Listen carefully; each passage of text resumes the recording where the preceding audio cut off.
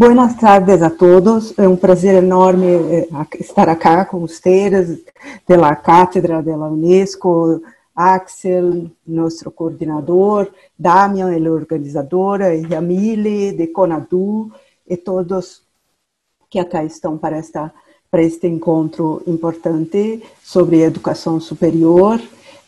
Ante a crise em Brasil, há não somente uma crise, não somente a pandemia, há várias crises em conjunto.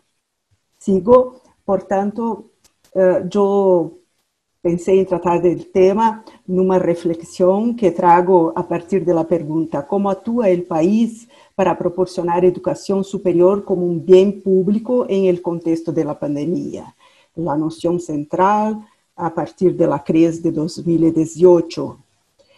Portanto, considerarei o cenário socioeducativo e político em nosso país, que é grave e importante que seja tratado, porque define muitas questões em este momento, como nossas instituições atuam frente à crise, algumas percepções, por fim. Bem, sobre o cenário educativo, é fundamental reafirmar o que se noticia, que é histórico em Brasil, é a desigualdade e o elitismo da educação superior. Em anos recentes, em los 2000, as ações afirmativas han sido importantes, han abierto uma educação superior, acesso a novos perfiles de estudantes, e assim a universidade, especialmente a universidade pública, ha podido receber estes públicos. Bem, ainda, aunque a desigualdade de classe, raça, principalmente, ha sido mitigadas com esse acesso, se percebe que em termos de permanência e de êxito, há muitas barreiras, porque as pessoas necessitam trabalhar, as pessoas necessitam ter como se manter na universidade. Portanto, em cenário educativo, há problemas que precisam ainda ser registrados, como a baixa escolarização de nível médio, escola secundária, os jovens em idade neta, boa parte deles não consegue estudar em la secundária, e a educação superior, solamente 24,2% dos estudantes em idade neta estão em las universidades, em las faculdades. Outro aspecto importante na educação superior do Brasil, para quem não esteja com o cenário histórico em manos, é que é o segundo país latino-americano com mais vagas, com mais inscrições privadas. As instituições privadas são muitas e dominam o mercado educacional.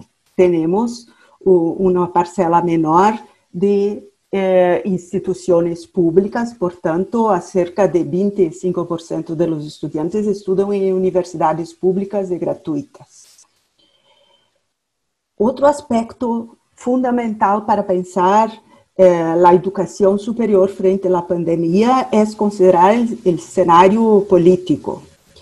Brasil sofre fortemente, como vocês han acompanhado, o neoconservadorismo ideológico, o ataque à liberdade de investigação e de ensinança.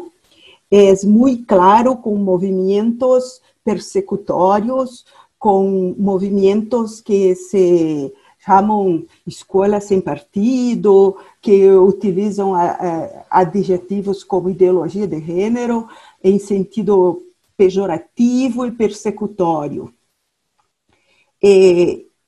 Paralelo a este neoconservadorismo ideológico, há as políticas restritivas neoliberais que permanecem e que aprofundam com o atual governo. O ministro da Economia tem uma visão muito fechada, não há diálogo, e diante disso, o empobrecimento da população e dos estudantes é fato, assim como o neoconservadorismo persegue e marginaliza pessoas que fazem parte ou que tomam parte de segmentos que já estão marginalizados pela própria sociedade. Portanto, afro-brasileiros, quilombolas, indígenas, populações LGBTI, todas estas sofrem em este contexto de neoconservadorismo e de políticas restritivas e empobrecimento da população.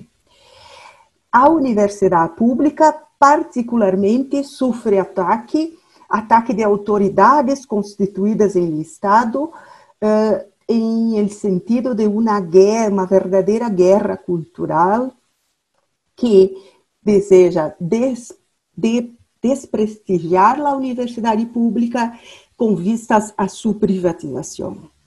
E, portanto, há ameaças muito grandes. Ante isto, como se põe a situação em el contexto da pandemia? Portanto, temos e precisamos considerar que há muitas boas universidades de pesquisa, há organismos de pesquisa como a Fiocruz, como o Instituto Butantan, que estão trabalhando diretamente para produzir ou pesquisar com vistas a produzir vacinas. Em este sentido, as universidades han sido bem atuantes. Há outro sentido que trata da ensinância e que a ensinância há que ser remota e, diante disso, os desafios para o uso das tecnologias han sido grandes em los diversos segmentos, na educação superior, na educação básica, secundária, e assim como, da mesma forma, as organizações curriculares. E nós temos trabalhado frente a essas questões. Outro importante aspecto que Carmen referiu e que acá não detalho tanto depois, quando conversarmos, podemos pensar mais detalhadamente, mas são atividades investigativas vinculadas à ação com a sociedade. Muitas frentes de ação coletivos para atender e auxiliar estudantes. Por exemplo, em minha faculdade há uma frente de trabalho sobre equipos, recuperação de equipos, para que haja acesso a estudantes que não têm em seu hogar. Práticas de internacionalização pela digital han sido as opções em tempo em que não se pode viajar. Pero aqui há que assinalar uma diferença importante entre as instituições privadas e as instituições públicas. Sim, a grande gama de instituições privadas han se adaptado rapidamente, como que em uma semana, oferecendo ensinância à distância, com base em suas experiências de ensino à distância, em cursos mais rápidos, muitas vezes, e dessa forma, essa adaptação também ha simplesmente tornado currículos que são presenciais em currículos à distância. E as pessoas estão efetivamente trabalhando porque essas instituições fundamentalmente estão preocupadas com seu mercado educativo e com seus ganhos, e não necessariamente com a pedagogia e com a aprendizagem em um tempo tão adverso. As instituições públicas tardaram mais a começar seus currículos e seus calendários, porque discutiram vastamente problemas e alternativas e estão pero estão exercendo seus currículos adaptados e com base no intuito de não deixar nada atrás. A assistência estudantil, com conexões, equipos, se faz absolutamente necessária, assim como uma organização de estudos que considere o tempo da pandemia. E, portanto, esses são temas que estamos implementando, discutindo, implementando e aprimorando em el processo. Importante destacar também a investigação. Voltei. Na sequência, portanto, as percepções encaminhando para o final. Há fracasso rotundo do governo federal em vista das necessidades de resposta à crise. Não é novidade para toda a América Latina e o mundo quem é nosso presidente.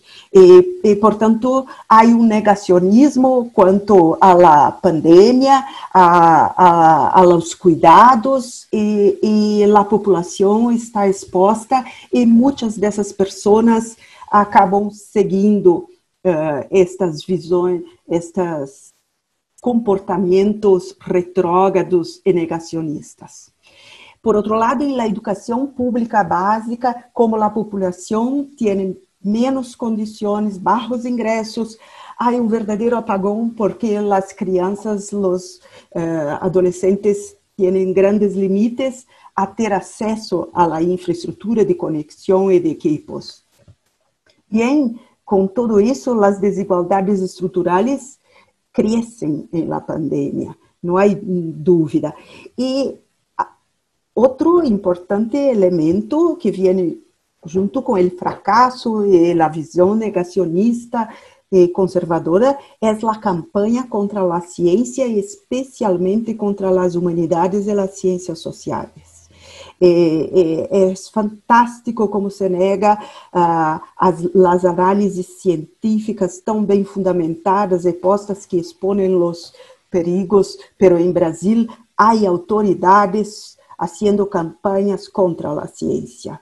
É uma verdadeira ameaça à sociedade, à educação como bem público e a possibilidade da universidade pensar o avanço. Pero resistimos e pensamos o avanço. Nosso sistema de saúde pública, resultado da Constituição de 88, ha sido importantíssimo, aliado ao trabalho das universidades para atender a população e fazer frente à pandemia. Este é fator importante e que ha dado muito resultado. Outra importante oportunidade que se vê se trata de pensar os currículos, as aprendizagens tecnológicas e nos munir e nos aproveitar para criar novas aprendizagens e novas possibilidades para o tempo que vem pela frente.